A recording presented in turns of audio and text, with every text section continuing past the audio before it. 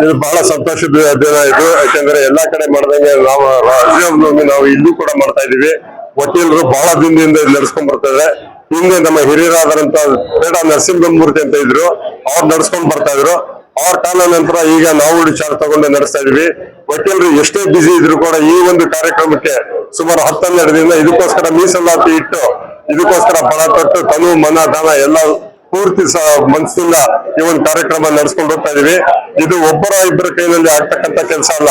ಪ್ರತಿ ಒಬ್ಬರನ್ನು ಕೈ ಜೋಡಿಸಿದ್ರೆ ಮಾತ್ರ ಎಲ್ಲಾ ವಿಷಯದಲ್ಲೂ ಕೂಡ ಈ ಒಂದು ಪ್ರೋಗ್ರಾಮ್ ಸಕ್ಸಸ್ ಆಗುತ್ತೆ ಅಂತ ನಾನು ಹೇಳ್ತೀನಿ.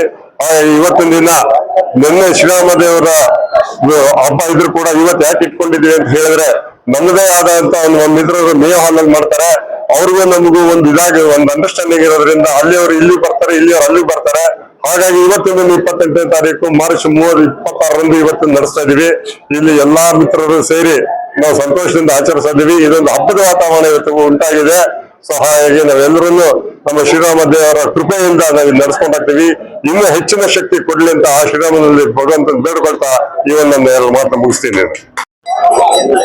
ಸ್ವಲ್ಪ ಸೈಡ್